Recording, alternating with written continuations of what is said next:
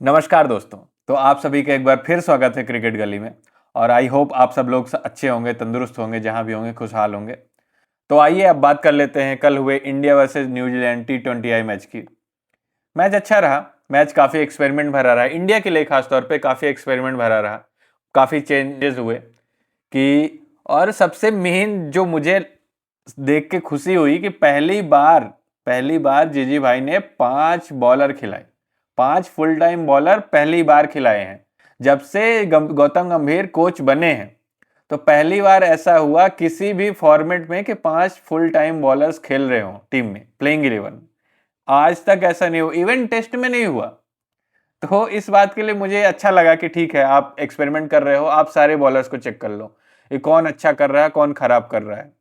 और खराब करने की बात करें तो खराब करने में टॉप किया हर्षित राणा ने, 4 ओवर 54 रन। कोई नहीं, एक दिन ऑफ होता है, सबका होता है। मैं तो सबको ही कंसिडरेट करता हूँ कि ठीक है, एक दिन किसी का भी खराब जा सकता है। हर्षित भाई अच्छा बॉलर है, मैं वो नहीं कहूँगा। लेकिन बात करें अगर शुरू से, तो मुझे ये नहीं समझ में आया कि अगर तुम एक्सपेरिमेंट करना है, एक्सपेरिमेंट अगर तुमको करना है तो पूरी तरीके से करो ना। अगर तुम टॉस जीत गए हो, टॉस तुमने जीत लिया है, तो पहले बॉलिंग क्यों कर रहे हो? पहले बैटिंग करो। क्योंकि अगर किसी दिन वर्ल्ड कप में हम टॉस हार गए और सामने वाली टीम ने बॉलिंग चूज कर ली, हमें सेकंड बॉलिंग मिली, हम सेकंड इनिंग में अगर बॉलिंग कर रहे हो और ड्यू हो जाएगा, तो ड्यू पे तो बॉलिंग करने की हमें प्रैक्टिस नहीं है।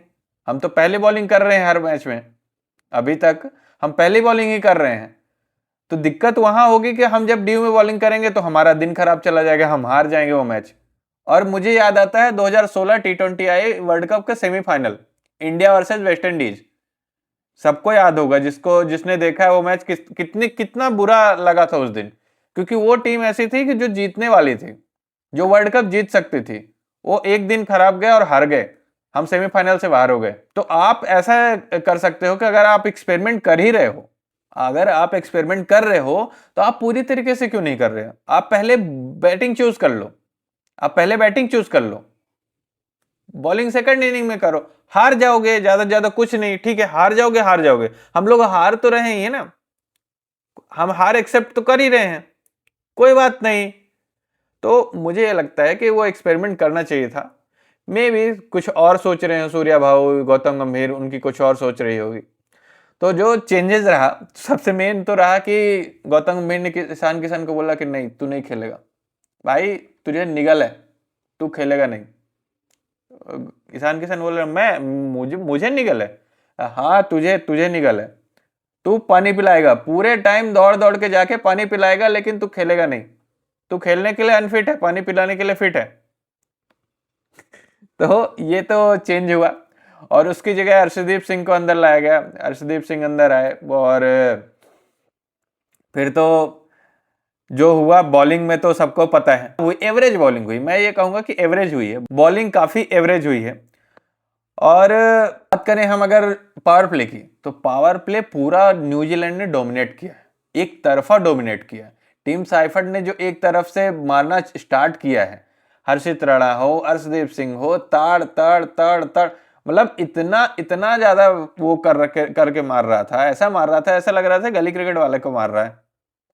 हम तो उनके सामने लग ही नहीं रहे थे कि हम बॉलिंग करने आए हैं प्रॉपर। वो तड़ तड़ तड़ मारे जा रहा। और डेवन कॉनवे, उस टाइम पे डेवन कॉनवे ने एकदम संभाल के खेला, एकदम संभाल के खेला, फोक फोक के कदम रख रहा था भाई। उसको पता था कि राणा कभी भी विकेट ले सकता है, राणा जी कभी भी विकेट उसका ले सकते हैं भाई। इतना संभाल के खेल रहा था ना उस टाइम पे कि रुक जाओ। और जैसे ही स्पिनर को लाया सूर्या ने, डेवन कॉनवे ने भी मारना चालू किया, उसने भी तड़ी लगाई, तड़ तड़ तड़ तड़, चौवे छक्के चौवे छक्के। भाई डेवन कॉनवे और टिम साइफर्ड जब तक थे तब तक लग रहा था कि 250 पार हो गए ये स्कोर। वो लोग 6 ओवर में 70 प्लस रन थे और 0 विकेट। तो मुझे ऐसा लग रहा था कि आज तो 250 है, आज तो कैसे भी नहीं इनको रोक सकते 250 से पहले। वो तो अच्छा हुआ कि फिर कुलदीप यादव को विकेट मिला, कुलदीप भाई को विकेट मिला, कॉनवे आउट हुआ वो। और वो भी मुझे लग रहा था कि प्रॉपर शॉट है। वो भी अच्छा हुआ कि रिंकू सिंह उधर खड़ा था और रिंकू सिंह ने कैच अच्छा लिया, तो उसके कारण डेवन कॉनवे आउट हुआ, पहला विकेट गिरा। देन फिर रचिन रविंद्र आया, रचिन रविंद्र को जो आउट किया है, बुमराह भाई की क्लास ही यही है। कि तुम उनकी यॉर्कर नहीं पढ़ सकते, तुम उनकी स्लोअर वन नहीं पढ़ सकते। स्लोअर वन पे जो कॉट एंड बोल्ड किया है बुमराह भाई ने, मजा आ गया। तो बुमराह भाई ने अच्छी बॉलिंग की, पहले 3 ओवर उनके अच्छे थे, लास्ट का ओवर खराब गया, 19वां ओवर 19 रन का चला गया बुमराह भाई का। चलो एक आध ओवर मैं मानता हूं कि चलो एक आध ओवर, किसी किसी का दिन खराब जाता है, किसी किसी का एक ओवर खराब चला गया, कोई बात नहीं। लेकिन अगर बात करनी है तो मुझे डेरेल मिचेल की बात करनी है कि ये आदमी, ये दानव क्या खा के आ रहा है इंडिया के खिलाफ, क्या इसका किसने क्या मंत्र फूंक रखा है इसने। भाई ये छोड़ने का नाम ही नहीं ले रहा है। इसने ओडीआई सीरीज में पीटा, अब T20I में मारे जा रहा है। ऐसा इसका इसका क्या फॉर्म आ रखा है भाई। मैं ये कह रहा हूं कि न्यूजीलैंड मुझे सेमीफाइनल में नहीं चाहिए, इसको पहले बाहर हो जाना चाहिए, क्योंकि ये आईसीसी टूर्नामेंट में न्यूजीलैंड इंडिया के खिलाफ कुछ अलग ही खेलती है। और जिस तरह से इनकी टीम दिख रही है अभी, हाँ अभी तो फिन एलन आया नहीं है, वो भी और मारता है। तो मुझे लगता है कि Devon Conway, Finn Allen, Tim Seifert और डेरल मिचेल खास तौर पे, और इस टाइम पे तो ग्लेन फिलिप्स बहुत चल रहा है। ग्लेन फिलिप्स का तो कुलदीप भाई के साथ अलग 36 का आंकड़ा चल रहा है भाई। वो कुलदीप को देखते ही पागल हो जाता है और सामने तड़ तड़ तड़ तड़ शॉट मारने लगता है। उसको लगता है कि ये तो बॉलर ही नहीं है, इसको तो मारूंगा। और जबकि कुलदीप भाई हमारे मेन बॉलर हैं। तो मुझे ऐसा लगता है कि थोड़ा सा कुलदीप भाई को सोचना पड़ेगा, थोड़ा सा उसको आउट करने के तरीके ढूंढने होंगे। और ये अगर टीम मिली तो मुझे इससे खतरा लग रहा है कि ये गिव एंड डे पे आराम से हरा सकती है इंडिया को। तो थोड़ा सा और संभल के खेलना होगा इन लोगों को। और फिर अगर बात करें हम इंडिया की बैटिंग की, तो बैटिंग में ये मैं पूछना चाहता हूं कि पहली बॉल जो फेस कर रहा है वो इतना जल्दी कैसे आउट हो जा रहा है भाई।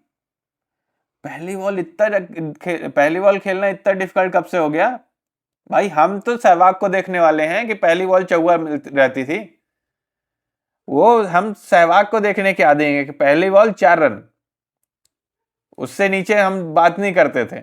और आजकल ऐसा हो रहा है कि पहली बॉल विकेट।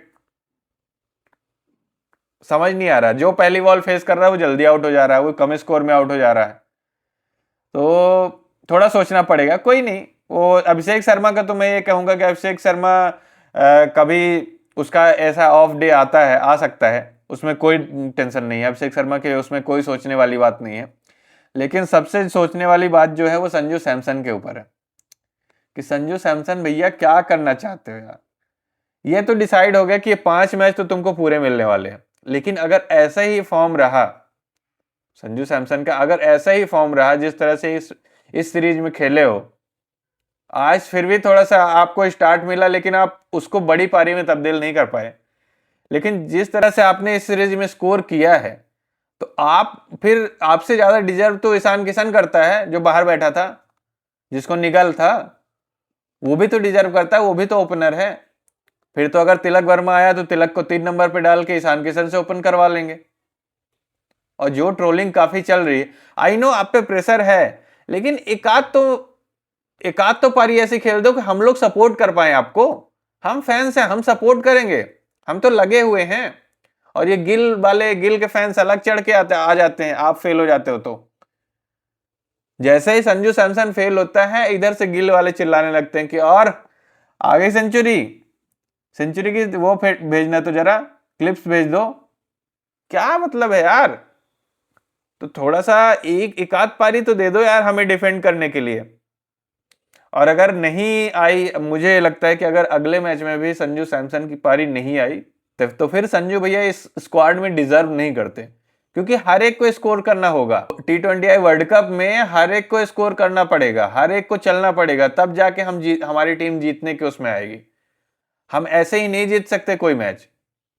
और आगे बात करें अगर, तो चौथे नंबर पे रिंकू भैया आ गए। हार्दिक का क्या भाई, हार्दिक से पहले रिंकू को भेजा जा रहा है। मे भी गेम टाइम देने का वो हो कि तुम प्लान ये रहा हो कि तुमको और गेम टाइम चाहिए, तुमको ज्यादा बॉल फेस करने की जरूरत है, तो मे भी गेम टाइम देने के लिए रिंकू को आगे भेज दिया हो। ठीक है, वो भी हार्दिक को तो कॉन्फिडेंस की जरूरत है नहीं। हार्दिक हमेशा कॉन्फिडेंट रहता है, कभी भी आओ किसी भी नंबर पे वो ऐसे ही खेलता है। वो आज आउट हो गया जल्दी, कोई नहीं, वो अगले मैच में परफॉर्म कर देगा, इसके अगले मैच में परफॉर्म कर देगा। और T20 वर्ल्ड कप में तो वो मेन प्लेयर है हमारा, हमारा तुरुप का इक्का कोई और नहीं, हार्दिक पांड्या है। अभिषेक शर्मा है लेकिन वो सेकंड है, वो बादशाह है। इक्का हमारा हार्दिक पांड्या है। हार्दिक पांड्या पे सारी वो रहेगी दारोमदार कि तुमको बॉलिंग में भी संभालना है। अगर किसी बॉलर का मतलब खराब दिन जा रहा हो तो तुमको बॉलिंग में संभालना है। किसी बैट्समैन का खराब दिन जा रहा हो, नीचे तुम्हारी बैटिंग है, तुमको बैटिंग में भी संभालना है। तो ये चीज हार्दिक पांड्या हमारा जो है ये तुरुप का इक्का है। हार्दिक पांड्या का एक दिन खराब जा सकता है।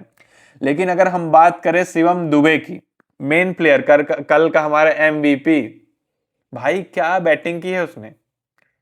अब इस सीरीज में अगर बात करें तो एक 14 बॉल 50 आ गई है, कल 15 बॉल 50 आ गई। भाई मतलब टर्फ क्रिकेट जैसे वो नहीं खेलते कि तड़ तड़ सामने छक्का, सामने इधर छक्का, इधर पैर रखे इधर छक्का, भाई वो वैसे खेल रहा था। और सच बताऊं ना तो न्यूजीलैंड वाले तो ठीक है, पाकिस्तान वालों की फटी पड़ी है। पाकिस्तान वाले सोच रहे हैं कि भैया हम बाइकआउट कर दें तो ज्यादा सही है। उनकी अलग नौटंकी चल रही कि इंडिया वाले जिस तरह से चल रहे हैं, अभिषेक शर्मा को चलो आउट कर लेंगे, उसके बाद तिलक वर्मा मिलेगा, वही जिसने एशिया कप फाइनल में बजाई थी। तो तिलक वर्मा मिलेगा, ईशान किशन मिलेगा तुमको, संजू सैमसन अगर संजू सैमसन मिलेगा, फिर शिवम दुबे मिलेगा, सूर्य कुमार यादव मिलेगा, हार्दिक पांड्या मिलेगा, तुम किस किस से बचोगे भैया। तो सोच लो थोड़ा, तुम जो बाइकआउट करने वाले हो ना, मैं तो कहता हूं कर दो तो बच जाओगे। जलालत नहीं होगी तुम्हारी इधर, जलालत से बच जाओगे। तुम सोचो मत, बाइकआउट करो। तो सब इतना सही फॉर्म में आ रहे हैं ना धीरे धीरे, और मजा आ रहा है। ये जो सारे बैटर्स अब अपनी फॉर्म दिखा रहे हैं, मजा आ रहा है, अच्छा लग रहा है।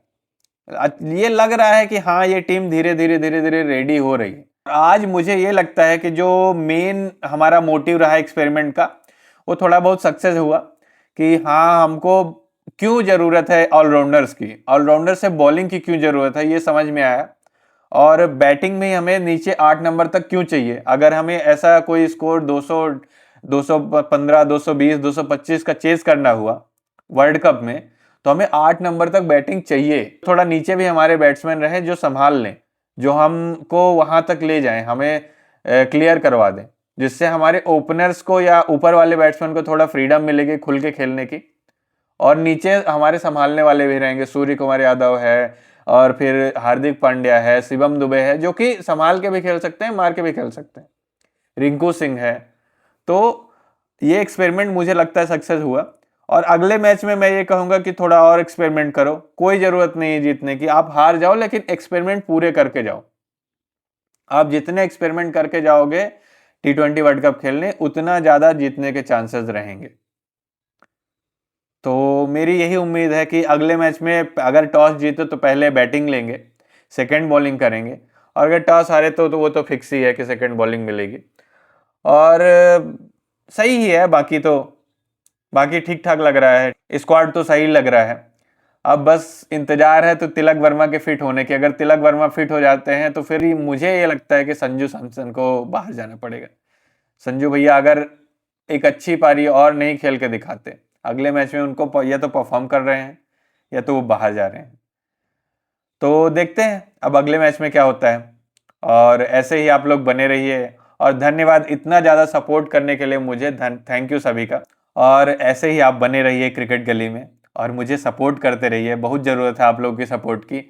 आप लोग सब्सक्राइब कर दीजिए, जो भी देख रहे हो आप लोग सब्सक्राइब करिए, शेयर करिए, और लाइक तो ज़रूर कर दीजिए, ताकि मुझे थोड़ा सा और थोड़ा सा मोटिवेशन मिले, और आप लोग तक मैं ऐसे ही वीडियोस लाता रहूं। So thank you.